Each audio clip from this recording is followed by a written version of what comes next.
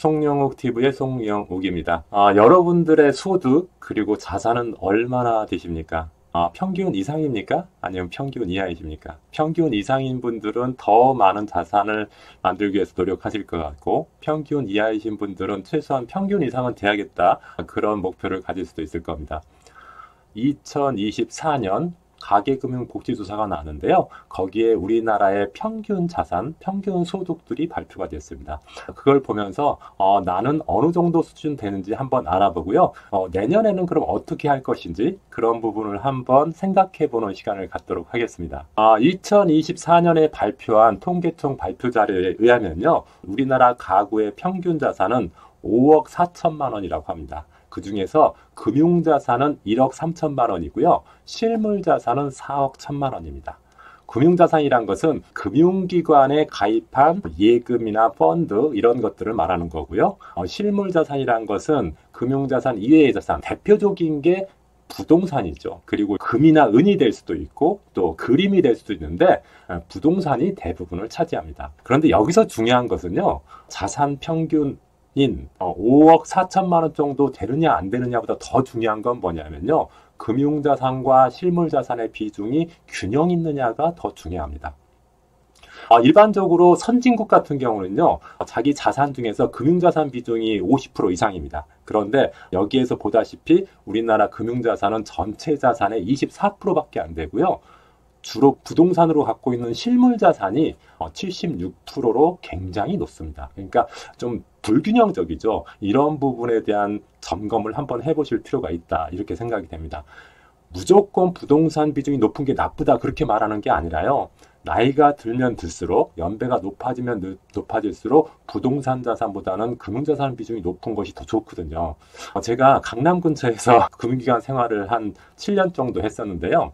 강남 사시는 분들이 다 부자이시잖아요. 그런데 그분들이 나 돈 없다 그런 얘기를 많이 말씀하십니다. 그런 분들은 왜 그러냐면은 자산은 많은데 금융자산이 상대적으로 굉장히 적은 겁니다. 그래서 그것 때문에 굉장히 좀 힘들어 하시는 분들도 계셨는데 꼭 부자뿐만 아니라 일반 보통 사람들도 실물자산도 물론 중요하지만 부동산도 중요하지만 부동산 못지않게 금융자산 비중이 많은 것도 중요하거든요. 그래서 자기의 자산을 한번 확인해보고 금융자산과 실물자산이 어느 정도 되는지 한번 보시고 가능하면 50대 50으로 맞춰가는 쪽으로 준비하는 게 좋겠다. 저는 이렇게 생각을 합니다. 두 번째, 우리나라의 가구의 순자산은 얼마인가 한번 보니까요. 순자산이라는 것은 자산에서 부채를 뺀 게 순자산이죠. 우리나라 전체 가구의 그 부채 수준은 연간 9천만 원 정도 된다고 합니다. 여러분들 지금 부채에 있는 것 중에서 9천만 원 이상입니까? 이하입니까? 이하이면은 우리나라 가구 평균보다 적게 빚을 지고 있는 거고 이상이면은 부채가 평균보다는 많은 거죠. 그런데 여기서 중요한 것은 부채의 금액이 중요한 게 아니라 부채가 총 자산에서 얼만큼 차지하느냐가 중요합니다. 영끌로 부동산을 엄청나게 대출을 이렇게 해서 사신 분들 있죠. 이런 분들은 부채 비율이 17%가 아니라 70%, 80% 되시는 분들도 있고 자기가 감당하지 못할 정도로 갖고 계시는 그런 분들은 적절한 부채라고 볼 수가 없겠죠. 그래서 제가 생각할 때는 부채 비중이 자기 자산의 30% 이하 정도로 관리하는 게 좋겠다. 이 부분을 여러분들이 좀 염두에 두시고요. 자산에서 부채를 뺀 순자산이 4억 1천만 원 정도로 나왔습니다. 여러분들 자산은 어떻습니까? 지금 순자산이 4억 1천 이상입니까? 아니면 이하입니까? 이하이신 분이라고 하면은 최소한 4억 1천까지는 목표로 내년을 준비하시는 게 좋을 거고요. 만약에 난 4억 1천이 넘었다. 그러면은 자기 나름대로의 노후자금 10억을 목표로 한다. 그러면은 10억을 기준으로 해서 장기적인 목표를 세우는 게 좋지 않을까 이렇게 생각이 됩니다. 연말에 꼭 자기 자산을 한번 검진해보고 내 목표 자산과 비교해서 어느 정도 부족한지 이런 부분을 체크하셔서 내년 계획을 세우는 게 좋다고 생각이 됩니다.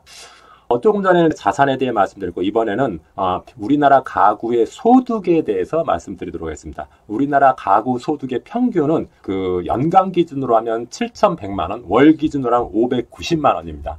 거기서 비소비 지출을 빼면은 처분 가능 소득이라고 하는데 여기서 비소비 지출이라고 하는 것은 우리가 내는 세금, 국민연금, 건강보험 같은 거 있죠. 이런 것을 우리가 소비하는 건 아니잖아요. 그렇지만 어쨌든 내 월급에서 나가는 돈이죠. 이런 것이 한 1,300만 원 정도 되고요.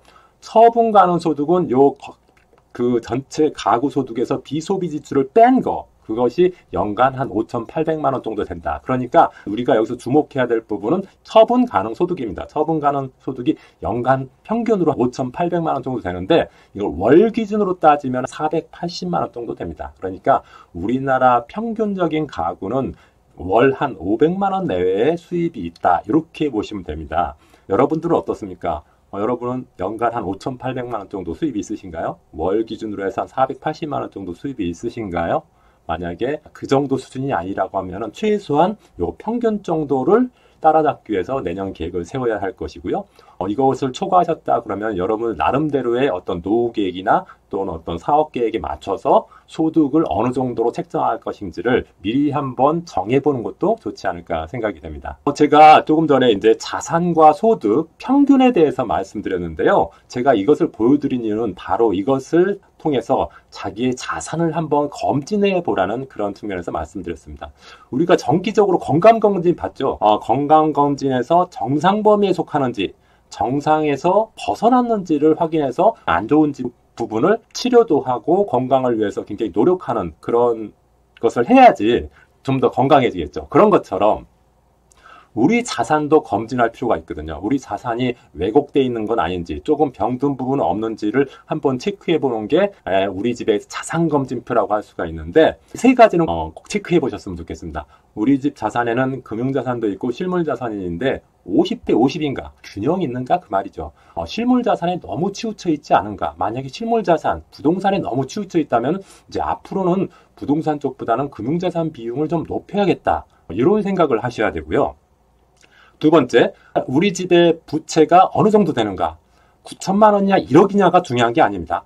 자기 자산 대비 30% 이하인가가 더 중요한 거죠. 부채가 너무 많아지면은 아무래도 어떤 자기의 투자나 어떤 지출 부분에 제약이 되기 때문에 부채 비율을 자기가 감당할 수 있는 수준으로 맞추는 게 중요한 건데 그 정도 수준은 어느 정도냐? 자기 자산 대비 30% 이하가 좋겠다. 그러니까 혹시라도 30%가 초과된 부채가 있다고 하면은 좀 상환하는 것도 좋지 않을까 이런 생각이 들고요. 물론 부채가 있다 하더라도 그것을 상환하는데 문제가 없고 내 생계에 전혀 영향이 없다고 하면은 굳이 부채를 상환할 필요는 없습니다. 왜냐하면은 대부분의 부자는요 부채를 통해서 자산을 증가해 왔습니다. 그런데 대부분 사람들은 부채가 있으면 부채에 대해서 굉장히 민감하게 생각하고 자기한테 굉장히 안 좋을 거라고 생각할지 모르겠지만은 부채를 건전하게 활용한다고 하면은 우리 집을 좀 부자로 만드는데 좀 더 도움이 되는 거거든요. 그렇지만은 너무 과도한 것은 적절하지 않다. 이런 의미입니다. 세 번째, 우리 집의 순자산에 대해서 파악을 하셔야 되는데 조금 전에 순자산 평균이 한 4억 1천만 원 정도 됐다고 했습니다. 그러면 만약에 4억 1천이 안 되신 분들은 1차적인 목표로 평균 수준인 4억 1천까지 가는 방법에 대해서 고민을 하셔야 될 거고요. 나는 4억 1천이 넘었다고 했을 때는 내가 노후 자산이 한 10억 목표다 그러면은 10억 목표 대비 지금 부족한 자산이 어느 정도인지를 한번 확인해 보고 거기에 맞게 자산 계획을 짜야 된다. 만약에 1억이 부족하다 그러면은 매월 150만 원씩 저축하면 5년 만에 1억 되거든요. 이런 계획을 짜보는 것이 좋다. 이런 의미입니다. 자산과 함께 꼭 봐야 될 게 소득 검진표입니다. 내 소득은 어느 정도이고 그 다음에 어떻게 좀 노력해야 되는지를 한번 체크해 보는 거죠. 우리 집 소득은 일단은 처분 가능 소득 평균 이상인가? 처분 가능 소득이 월 480만 원 정도 됐죠. 여러분 가족은 어떻습니까? 월 480만 원 이상입니까? 이하입니까? 이하이시면은 평균 수준으로 맞추기 위해서 일단 노력을 하셔야 될 거고 이상이면은 내 노후 목표나 내 사업 목표나 거기에 맞춰서 우리 집 소득을 좀 더 높이는 거에 대해서 신경을 써야 될 것입니다. 두 번째는 월 소득 대비 저축과 소비의 비중이 얼마나 되는가를 한번 체크해 보셔야 됩니다. 우리나라 평균적인 저축과 소비는 저축은 25% 정도 되고요. 소비는 75%. 100만 원 번다면은 75만 원 쓰고 25만 원 저축한다는 거거든요. 그런데 그 정도 수준의 소비와 저축으로는 부자가 되기 힘듭니다. 제가 생각할 때는 40% 이상은 저축한다는 계획을 세우는 게 좋지 않을까. 물론 여러 가지가 힘듭니다. 그렇지만은 저축을 미리 설정해 놓고 그 다음에 나머지를 소비한다. 이렇게 생각하시면은 조금 더 실천하기가 좋지 않을까 생각이 됩니다. 그 다음에 목표 달성을 위해서 얼마 더 필요한가? 예를 들어서 내가 순자산이 1억 부족하다 그랬을 때 1억을 만들기 위해서 매월 얼마씩 저축해야 되느냐. 요즘에 네이버나 이런 데 계산기에 보면은 1억목에서 얼마씩 얼마 기간 동안 저축해야 되는지 계산할 수 있거든요. 예를 들자면 1억 모으려고 하면은 매월 150만 원씩 5년 동안 하면 된다. 이렇게 계산한 것이 나와 있습니다. 그러니까 그런 것을 활용해서 내가 실제로 목표하는 금액을 달성하기 위해서 내년에는 또 다음 달부터는 얼마씩 저축 투자해야 되는지 미리 한번 확인해보고 새해 계획을 짜는 게 좋지 않을까 생각이 됩니다. 기회는 내가 만들어가는 것입니다. 이 글씨는 제가 캘리그라피로 쓴 건데요. 기회가 사실은 누구한테나 다 오죠. 보통 인생에 3번 정도는 큰 기회가 온다고 하는데 여러분들은 그 중에 한 번이라도 큰 기회를 잡아보셨는지요? 제가 생각할 때는 기회는 다른 사람들이 딱 던져주는 게 아니라 제가 만들어가는 거라고 생각을 합니다. 저축하는 것도 내가 만들어가는 거고 소비하는 것도 내가 하는 거고 자산을 불려가는 것도 내가 하는 것입니다. 경제는 항상 안 좋았고요. 그리고 내가 하는 어떤 직장 생활이나 이런 부분도 쉬운 적은 별로 없었죠. 근데 그 와중에도 어떤 사람들은 자산을 잘 불리고 또 평안하게 살고 있습니다. 그 사람은 그 기회를 자기가 만들었기 때문이라고 저는 생각을 합니다. 여러분도 금년 잘 마무리하시고 내년에는 좀 더 부자가 될 수 있는 그런 시간이 되었으면 좋겠습니다. 오늘은 여기서 마치도록 하겠습니다. 감사합니다.